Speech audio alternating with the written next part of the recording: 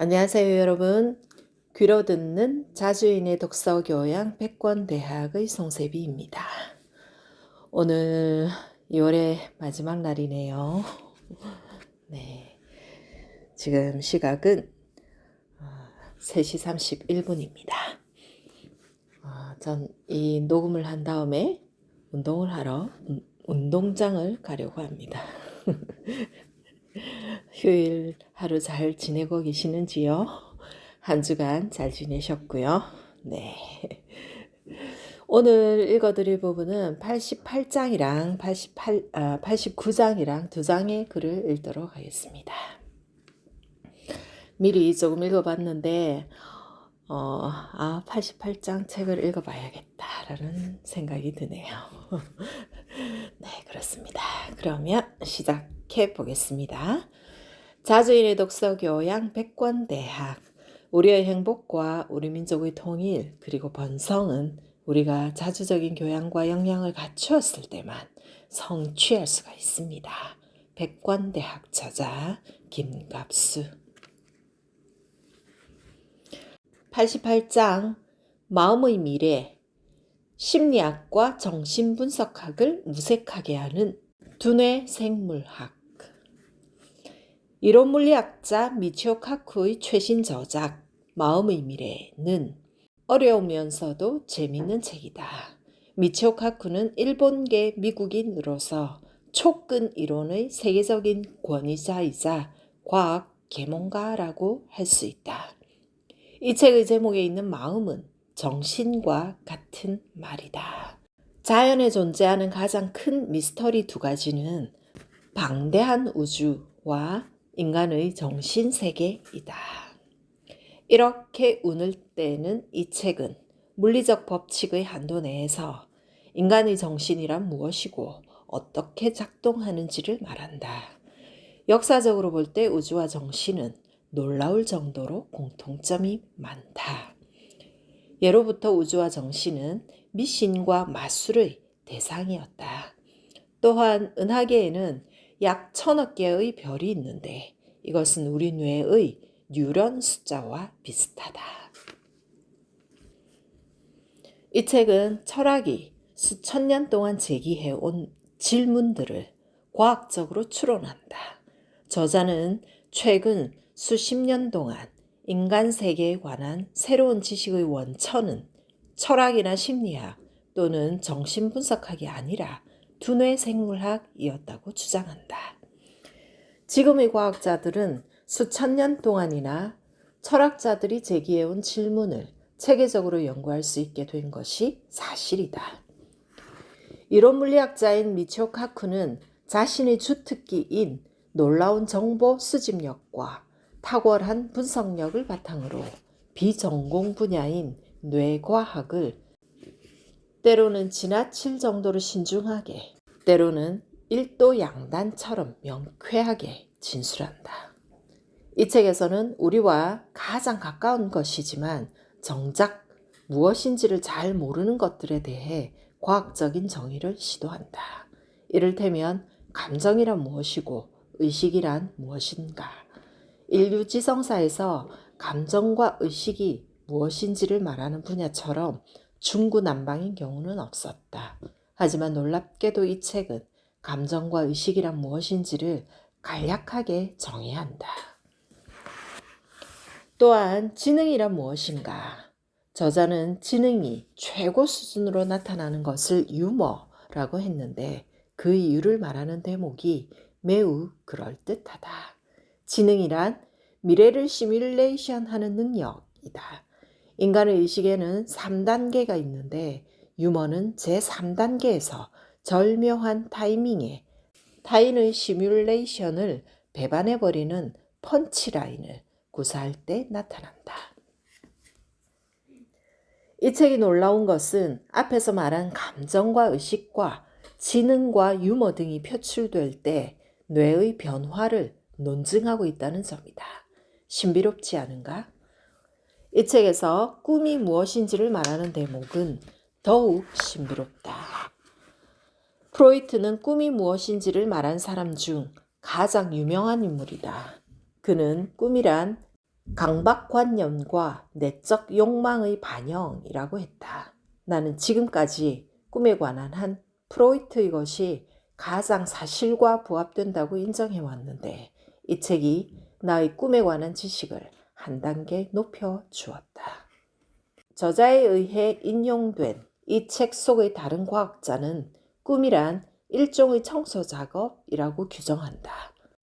뇌관에서 올라온 방대한 부작위 정보를 이해 가능한 형태로 가공하기 위해 노력하는 과정에서 만들어지는 것이 꿈이라는 것이다. 이른바 객꿈이라는 말이 있는데 이 책에 의하면 모든 꿈은 객꿈이라고 할 수 있다.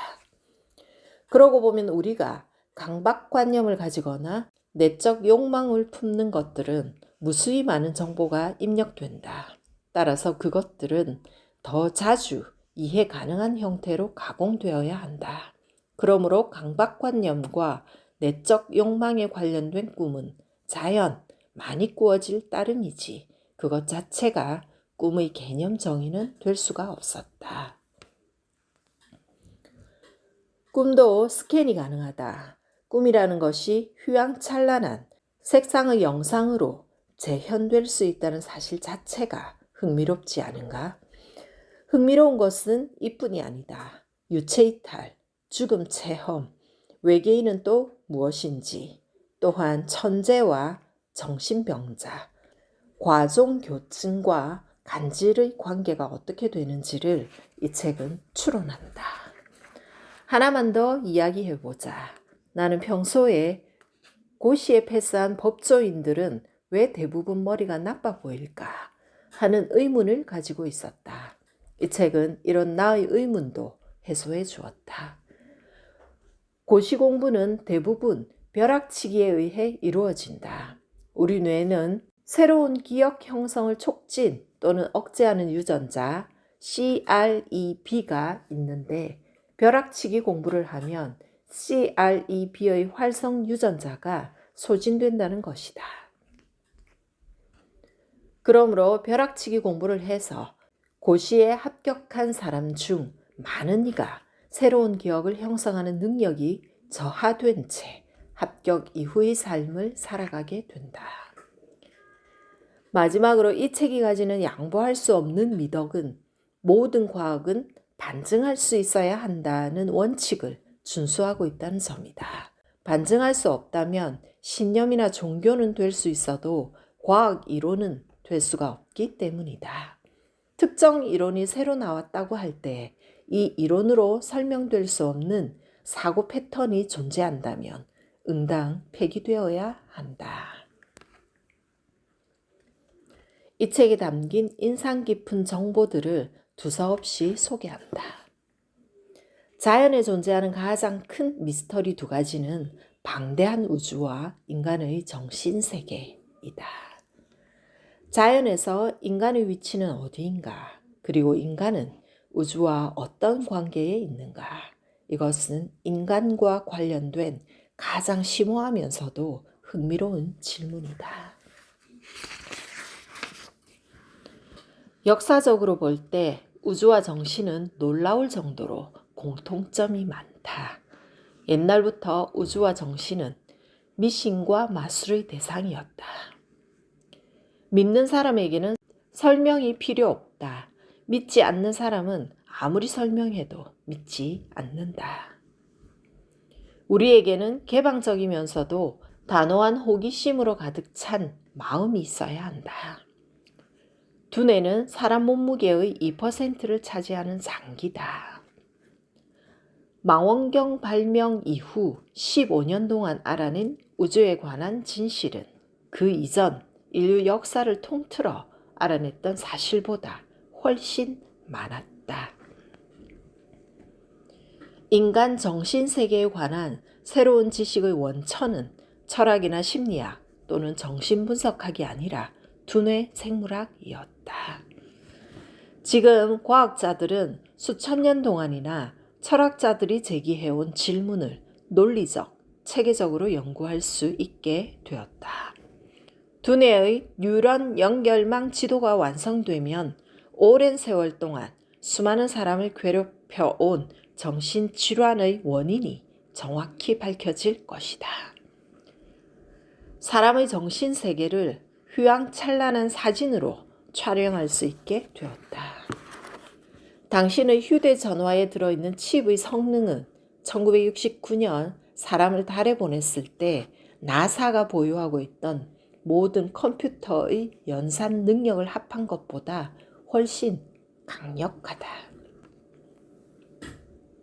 두뇌와 영혼의 이원설은 두뇌의 각 부분이 인간의 생각과 행동을 제어한다는 것으로 바뀌고 있다. 두뇌는 기본적으로 전기적 성격을 띠고 있다. 뇌에는 통증을 느끼는 신경이 없다. MRI란 전자기파의 한 종류인 라디오파를 생체 조직에 발사하면 아무런 손상 없이 가뿐하게 통과하는 원리를 이용한 것이다. 사람이 거짓말을 할 때에는 뇌의 전두엽과 두정엽이 활성화된다. 두뇌에 밝은 빛을 쏘이면 마술 지팡이로 건드린 것처럼 해당 부위의 신경망이 활성화되는 원리를 이용한 것이 광유전학이다. 감정은 느낌이 아니라 육체에 기반을 둔 생존 본능으로 즉각적인 위험을 피하고 자신의 이익이 되는 쪽으로 움직이게 하는 원동력이다. 사물의 본질이 겉모습에 정확히 담겨 있다면 과학은 존재할 필요가 없다. 물체가 멀리 떨어져 있으면 머리를 움직였을 때 물체가 따라 움직이는 정도로부터 거리를 판단하는데 이를 시차라고 한다. 두 개의 방구가 각각 의식이 있다면 머릿속에는 두 개의 의식이 존재한다고 볼 수 있다. 좌뇌는 분석적이고 논리적이며 언어 기능이 있고 우뇌는 정보를 종합하며 예술적 기능이 있다. 머릿속에는 고유한 인격과 욕망 그리고 자아인식이 있는 또 하나의 인격체가 존재한다고 생각할 수밖에 없다. 게다가 이 인격체는 일상생활에서 우리가 나라고 생각하는 인격체와 완전히 다를 수도 있다. 과학의 어떤 분야에도 연구 결과가 인간의 의식처럼 중구난방인 사례는 찾아보기 어렵다. 지난 수십 년 동안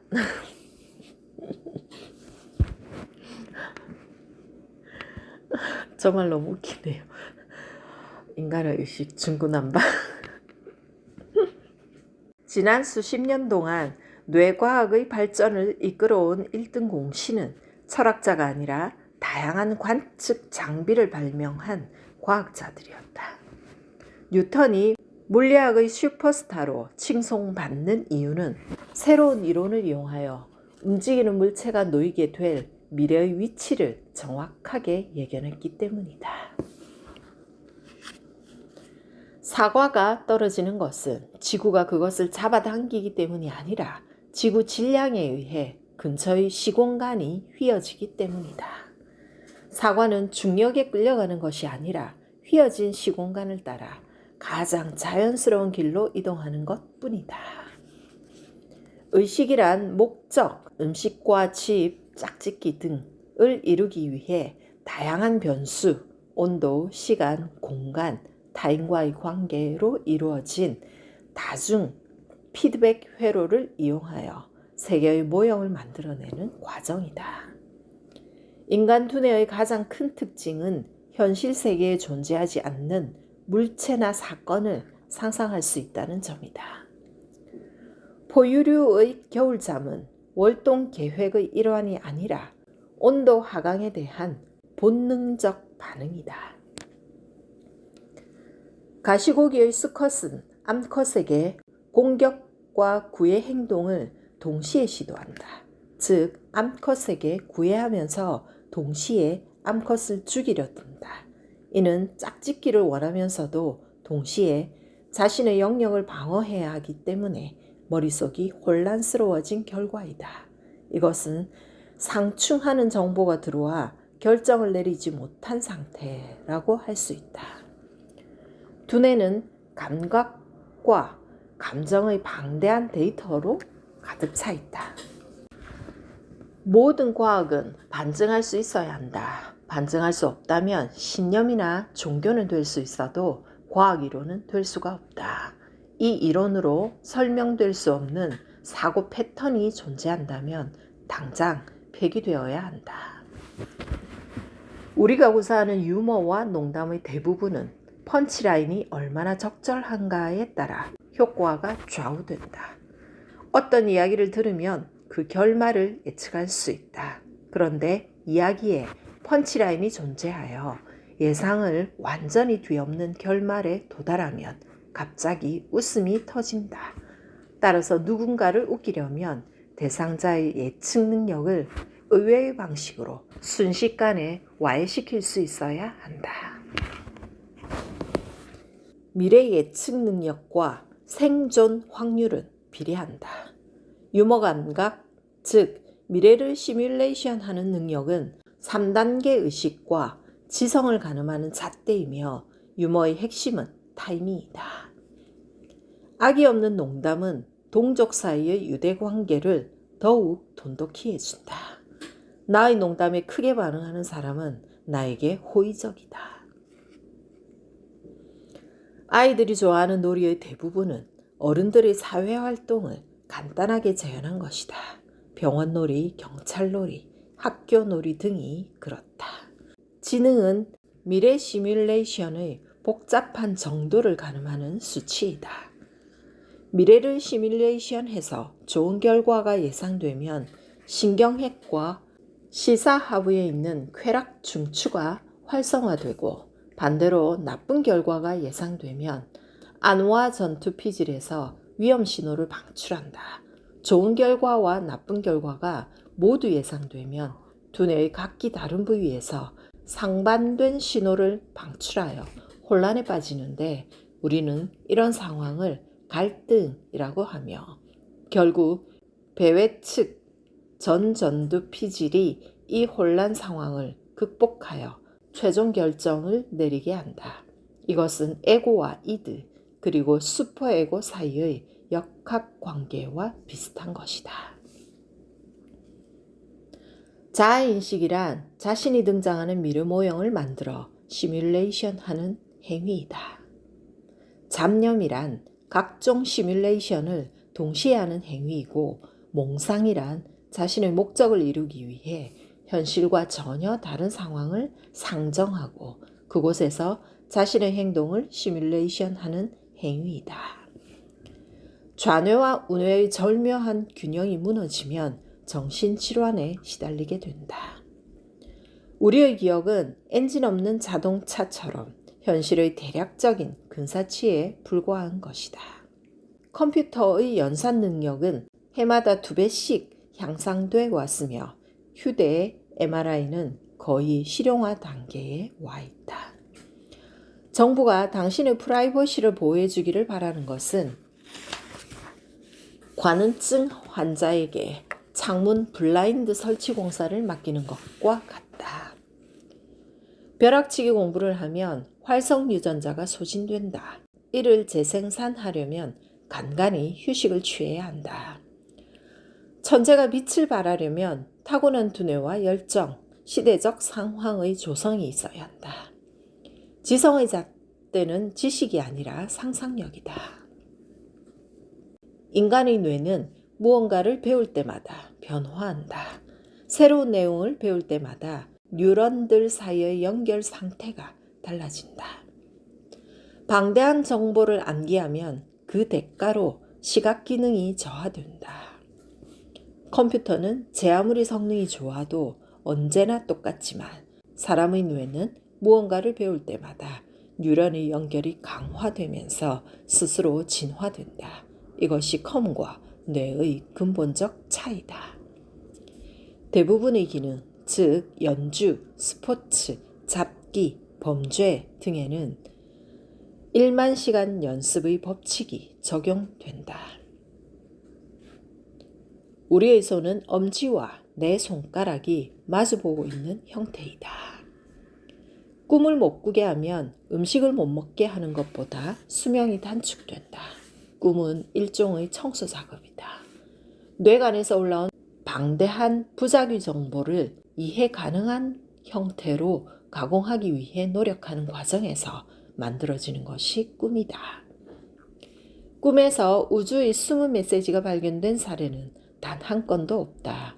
뇌관에서 올라온 피지오파, 비정상적인 전기 에너지 펄스가 대뇌 피질에 도달하면 뇌는 이 비정상적인 신호를 어떻게든 이해 가능한 형태로 가공하여 하나의 이야기를 만들어내는데 그 결과로 나타나는 현상이 꿈이다. 마약을 복용했을 때 황홀경을 경험하는 것은 되뇌 변연계에 있는 쾌락 및 보상체계가 약에 의해 강제로 작동하기 때문이다. 도파민, 세로토닌, 노르아드레날린 등은 쾌감, 행복감, 근거 없는 확신을 주며 주체할 수 없는 에너지를 생산하게 한다. 잔다르크는 측두엽 간질 환자였으며 과종교증 환자였다. 요즘 이것은 특수 제작된 헬멧만 쓰면 가능하게 되었다. 잔다르크는 제가 아직 신의 은총을 받지 않았다면 받기를 원합니다. 만약 받았다면 앞으로도 계속 받기를 원합니다. 라고 둘러댔다. 과거의 정신분열 치료는 야만적이면서도 허술하기 짝이 없었다. 로봇은 지극히 당연한 사실조차 인식하지 못한다. 날씨가 눅눅하면 불쾌하다. 어머니는 딸보다 나이가 많다 등 이런 뻔한 사실을 증명할 만한 방정식이 없기 때문이다. 컴퓨터는 구약 바이블의 신과 같다. 규칙은 엄청나게 많으면서도 자비라고는 찾아볼 수가 없다. 영화에서 관객들이 무서워하는 것은 괴물의 출현이 아니라 일상적인 상황에서 무언가 비정상적인 징조가 나타날 때이다.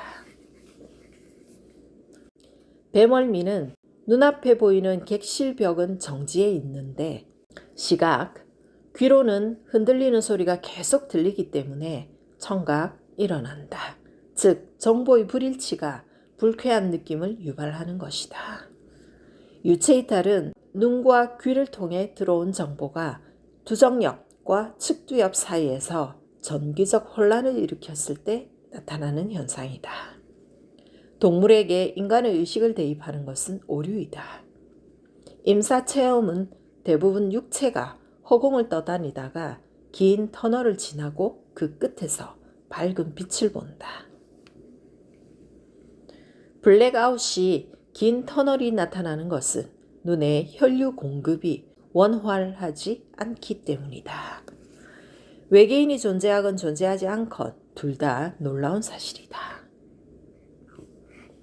2011년 케플러 위성 은하수 통계 보고서에 의하면 은하에 존재하는 별이 지구처럼 생명체가 살 행성을 거느릴 확률은 200분의 1이다. 은하는 2천억 개의 행성으로 되어 있고 이 중 지구와 비슷한 행성은 10억 개나 된다. 은하에 지적 문명이 존재할 수 있는 행성은 약 1만 개로 추정되는데 칼 세이건은 100만 개라고 주장했다. 인간은 가장 강력한 화학 로켓으로 가장 가까운 별에 가는 데에도 약 7만 년이 걸린다.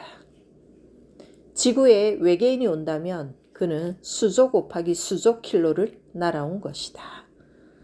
우리 몸을 이루는 원자들은 죽은 별의 잔해와 같다. 머릿속에 떠오르는 온갖 생각과 욕망, 희망 등은 전두엽에 흐르는 전기 신호이다.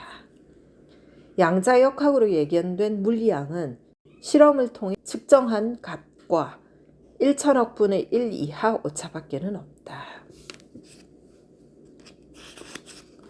전자의 위치와 운동량은 동시에 정확하게 측정할 수 없다. 89장 친미주의자의 미국과 반미주의자의 미국. 두 개의 미국사가 있다. 하나는 프랑스인 앙드레 무르아가 쓴 미국사이고 또 하나는 한국인 황성환이 쓴 제국의 몰락과 후국의 미래 이하 제국사이다. 미국사는 미 건국에서 2차 대전까지를 통시적으로 기술한 책이고 제국사는 미 건국부터 2000년대 초반까지를 사건 중심으로 기술한 책이다. 미국사는 주로 미국 국내 정치를, 제국사는 미국의 대외 침략사를 다루고 있다. 미국사는 우리가 익히 제도권 학교에서 교육받은 내용과 일치하며 제국사는 비제도권, 이른바 운동권에서 학습하는 내용과 비슷하다. 내가 보기에 미국사는 신문 잡지 수준을 넘지 못하는 데 반해 제국사는 사후 공개된 비밀 문서에 바탕하여 기술했다. 요컨대 미국사는 친미적이고 제국사는 반미적이다. 이 두 책은 역사 기술이 얼마나 극명하게 다를 수 있는지를 보여준다. 친미주의자라면 미국사를 반길 것이고 반미주의자라면 제국사를 좋아할 것이다. 그러므로 역설적으로 미국사는 반미주의자가, 제국사는 친미주의자가 읽을 필요가 있다고 본다. 하지만 미국의 역사를 잘 모르는 사람들은 두 책을 다 읽는 것이 좋을 것이다. 질문이 일방적이기는 하지만 당신은 친미인가 반미인가? 우리가 친미를 선택할 것인가 반미를 선택할 것인가의 문제는 참으로 중요하다. 다만 진정한 선택이란 자기가 좋아하는 편만 아는 게 아니라 양쪽 편의 실상을 다 안 연후에 하나를 선택하는 것이다. 이 두 책은 콜럼버스에서부터 시작한다. 미국에 대한 관점은 콜럼버스를 어떻게 보느냐에 따라 양분된다. 당연히 미국사는 콜럼버스를 위대한 발견자라고 칭송하지만 제국사는 침략자로 규정한다. 나는 콜럼버스는 국적도 모호한 불황인 출신이며 해적질과 노예무역을 통해 오로지 황금만을 추구한 몰입에 불과하다는 제국사의 관점에 동의한다. 미국사는 한마디로 말해서 다소 한심하다 할 정도로 평이한 수준의 책이다. 그러므로 이 책은 친미주의자들이 어떻게 한심한지를 알려주는 역할도 한다. 하지만 지금 한국에서 미국사를 믿는 사람과 제국사를 믿는 사람의 비율은 어떻게 될까? 라고 질문한다면 문제는 달라진다. 나는 7대3 아니면 8대2 정도로 미국사를 선택하는 사람이 더 많을 것이라고 생각한다. 1776년 독립을 선언한 미국은 1789년 조지 워싱턴이 초대 대통령에 당선되어 국가체제를 갖추었다. 워싱턴은 당적이 없었고 이대의 존 애덤스는 연방당 소속이었다. 그리고 9대, 12대, 13대 대통령은 휘그당 소속이었다. 휘그당은 1833년에서 1860년까지 존재했던 미국의 정당이다. 왕정에 반대하는 영국 휘그당과 정치적으로 유사한데 노예제도를 둘러싼 남북의 날카로운 정치적 대립의 와중에 명확한 입장을 취하지 못하다가 결국 해산되었다. 미국은 지금의 트럼프까지 45대 대통령 중 민주당이 20대, 공화당이 24대를 집권했다. 제국사는 몇 군데 지역적인 아쉬움이 있지만 예를 들어 흑인 대통령 오바마의 당선을 미제국 몰락의 징조로 보는 등 제국주의 전쟁 국가로서의 미국을 잘 모르는 사람들에게는 엄청나게 많은 공부거리를 제공하는 책이다. 콜럼버스가 처음 아메리카에 들어갔을 당시 남북 아메리카에는 약 1억 명의 원주민이 살고 있었다. 그러나 1900년에는 100만 명으로 격감했다. 유럽인의 대량 학살과 유럽인이 옮겨간 전염병에 의해 거의 몰살된 것이다. 제국사는 1장에서 미독립전쟁과 남북전쟁, 1차 대전과 2차 대전에서 미국이 무슨 짓을 했는지를 말한다. 또한 미국은 1897년 25대 대통령 맥킨리 때부터 제국주의 침공을 시작했고 26대 시어도어 루즈벨트 때부터 노골적인 전쟁 국가가 되었다. 루즈벨트는 일본의 러일 전쟁 전비의 80%를 지원하여 일본으로 하여금 조선을 독식하도록 추동한 제국주의자 겸 인종주의자였다. 이 책의 2장은 미국의 중남미 침탈사를 다룬다. 우리의 천안함과 비슷한 메이노 사건, 우리의 칼기 폭파와 비슷한 쿠바 민항기 폭파 등이 소개되며 미국의 각종 테러 공작과 반군 지원과 쿠데타 지원 그리고 직접 침공한 전쟁 등의 사례가 상세히 기술되어 있다.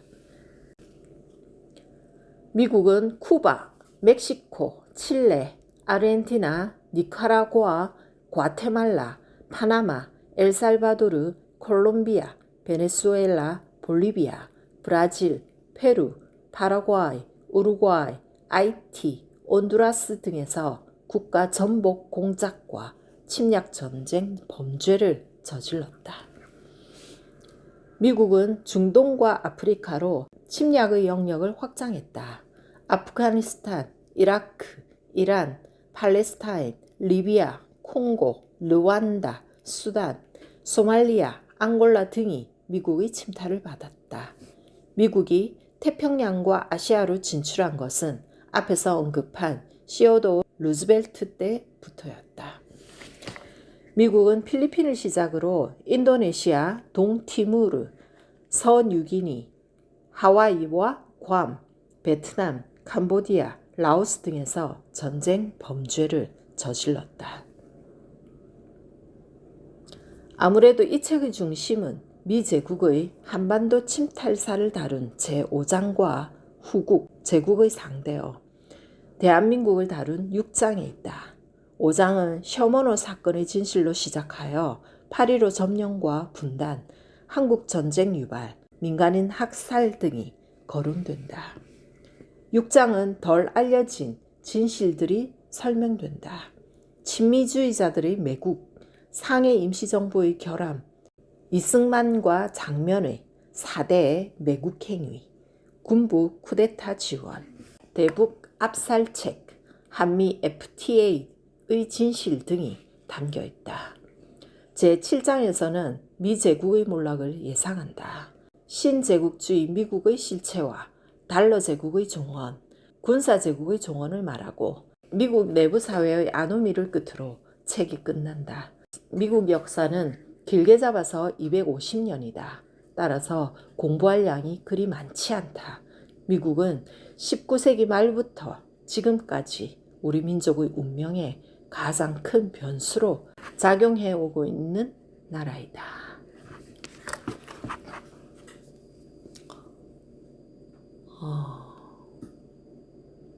이책 읽어야겠네요. 네. 이로써 오늘 약속드린 2장의 글을 다 읽었습니다.